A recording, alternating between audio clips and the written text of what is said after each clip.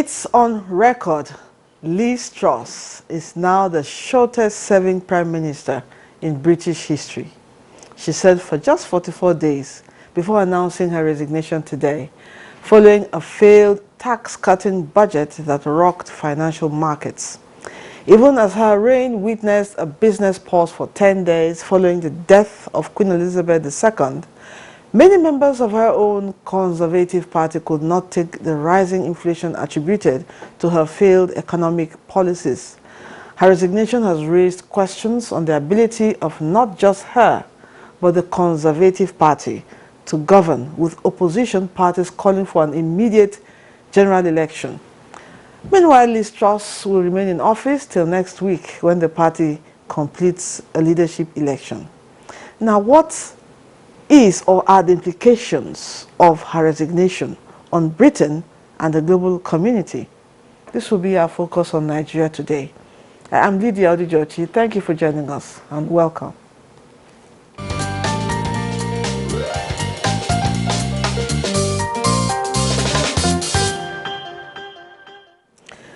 With me to discuss or analyze the resignation of Liz Truss as Prime Minister of Britain and leader of Conservative Party is former Nigeria's ambassador to Pakistan, Ambassador Dauda Danladi. Nice to have you join us. Thank you very much for having me. And also joining us virtually is our regular public affairs analyst, Jide Ojo. Good to have you join us again, Jide. My pleasure. Good evening, Nigerians. Thanks for having me. Thank you. Now, Ambassador, it's just 44 days after Liz Truss took over from another Conservative Party, Prime Minister Boris Johnson. She resigned. Is Britain in political chaos?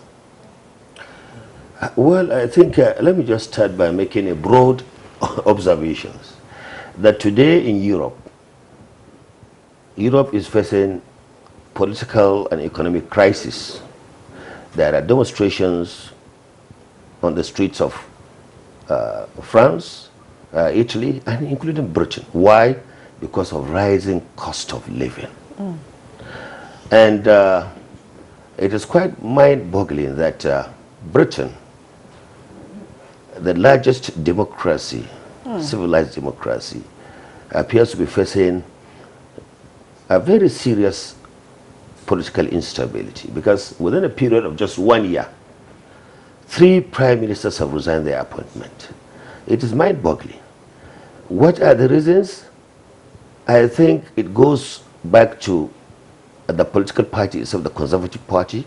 It appears the Conservative Party is divided. It appears that the Conservative Party, having won the majority in 2019, was unable to really unite and have a leader that will lead that party until the general elections are conducted in 2014.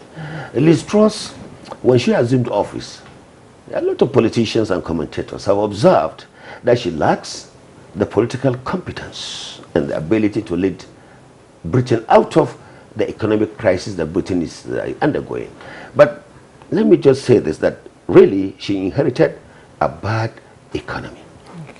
The inflation was out of control. The pound was losing its value. And of course, against all advices, she now introduced a new economic policy. The policy aimed to cut taxes, to put more money into the hands, into the pockets of the rich. And I think the idea was to stimulate the economy through private sector participation.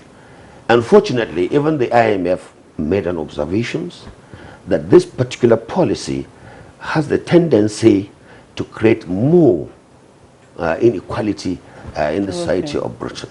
The United States President Biden has also raised his voice against the new economic policy, being an ally towards combating the war in between Russia and Ukraine. And let me quickly say this, that it will not be, you cannot discuss what is happening in Britain in isolation. and what's going on between Russia and Ukraine. Russia supplies 40% of the energy requirement of Europe. Even though Britain gas requirement is just about 4%, but still instability in the supply chain of petrol products will impact negatively on Britain. And this is what is going on. Russia supplies about 55 billion cubic meters of gas. On the average, Europe is paying about $1 billion to Russia. And within a period of just a month, you're looking at over $30 billion. All right? In 2021, the total volume was around 450 billion that Europe bought gas from Russia. So your sanctions have been imposed. And of course, Russia has also equally weaponized the oil supply. No, it's really a challenge. It's a global thing. It is. Now, Jide, opposition party members are questioning economic policies of the Conservative Party. How damaging is this to the party image right now?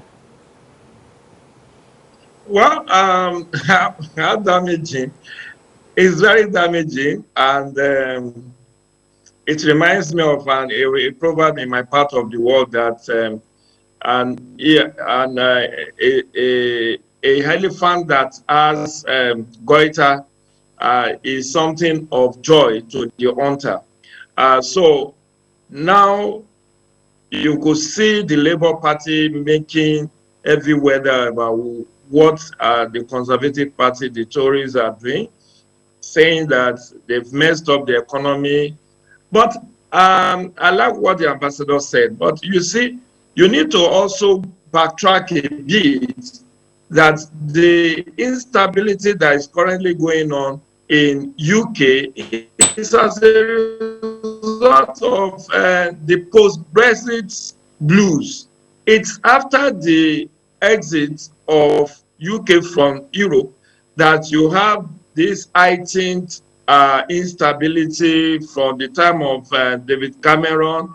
You know, this Brexit led to, technically speaking, led to the exit of David Cameron, and then brought in Theresa May. From Theresa May, we had Boris Johnson, who was pro-Brexit, and of course, Liz Truss, who happens to also be in full support of it. So this is more like a ripple effect of the decision the British people made by leaving the European Union. And I also appreciate the fact that the ambassador have contextualized this, that it's not peculiar.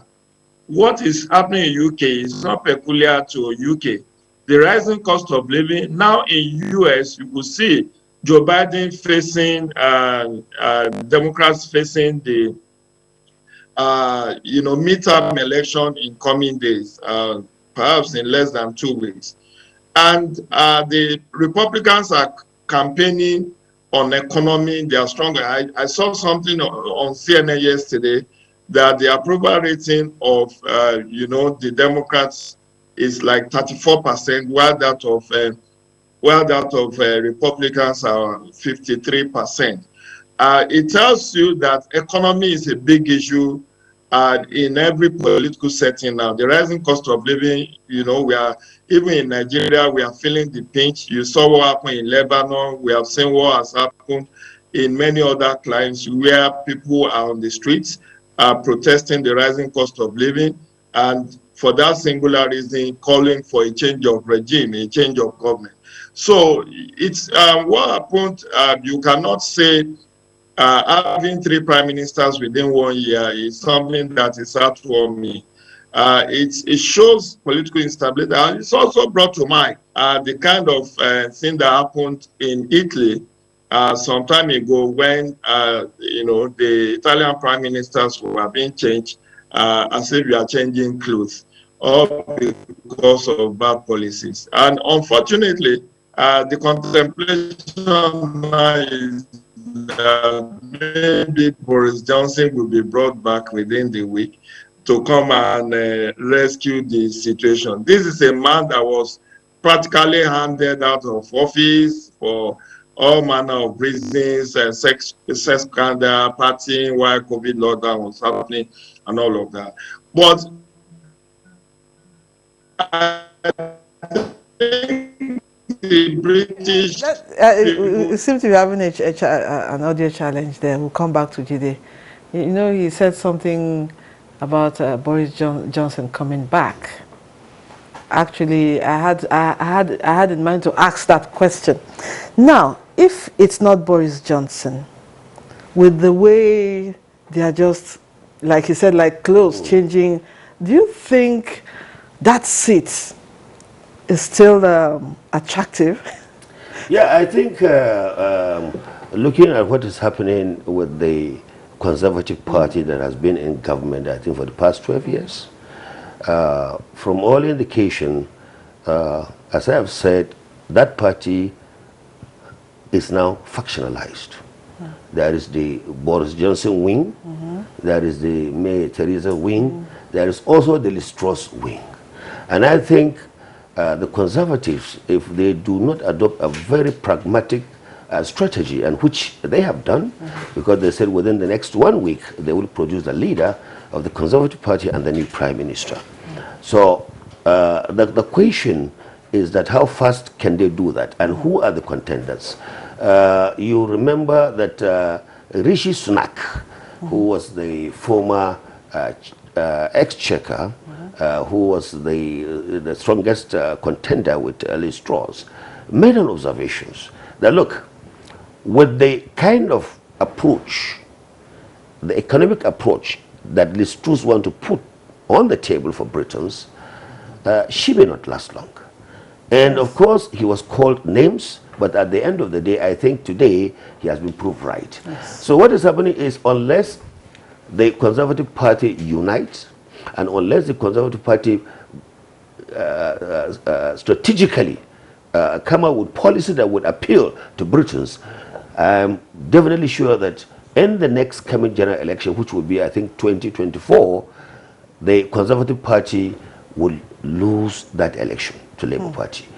Definitely they will lose that election, because Britons, the common average British, he wants food on his table, he wants stable energy, he wants stable prices of consumer goods, not this downward spiral fluctuation of the dollar.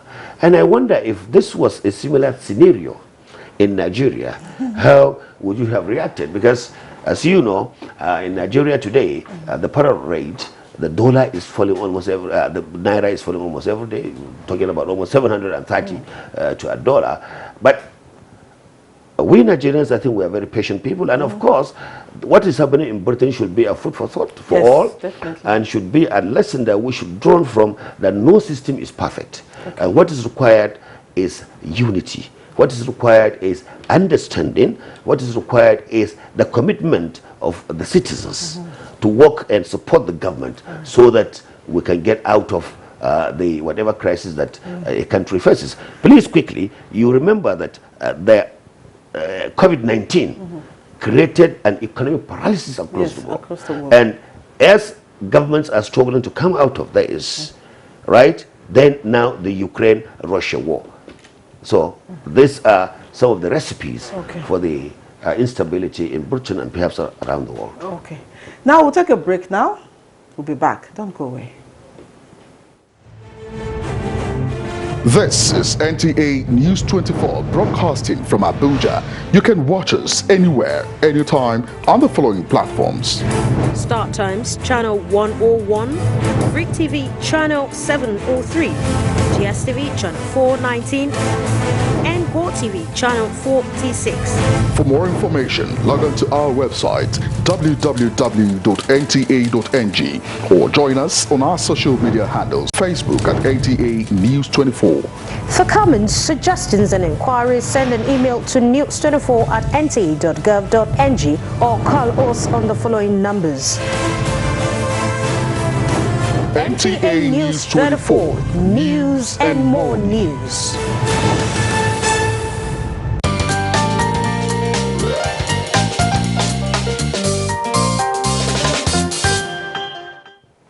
Welcome back to Nigeria Today. We are discussing the resignation of the British Prime Minister, and we still have Ambassador Dauda Anladi, Nigeria's former ambassador to Pakistan, and Jide Ojo, a public affairs analyst, is joining us via Zoom. Jide, I would like to ask you this. The U.S. President Joe Biden said in his response to the news, and I quote, "The United States and the United Kingdom are strong allies and enduring friends, and that fact will never change." End of quote. Globally, how will this political situation in Britain affect its relationship with other nations of the world? Britain is one of the oldest democracies in the world, and it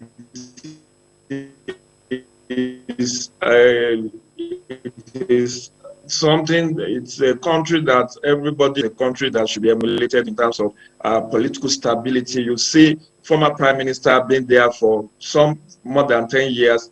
Even Margaret Thatcher, was there for quite a long time. Unfortunately, things have changed, and I'm not sure anybody will want to laugh at or mock Britain at this point.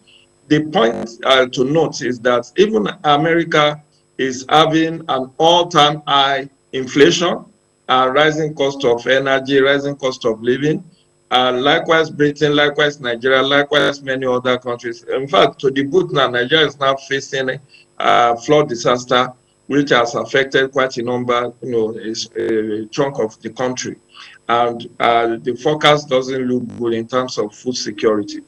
Which means, Nigerians definitely will not be too happy going into 2023 election, particularly with this administration. But having said that, the way the international community will react is to watch and see how who will be succeeding Liz Truss next week. The party has come out to say by October 28th, they should have a new prime minister in place.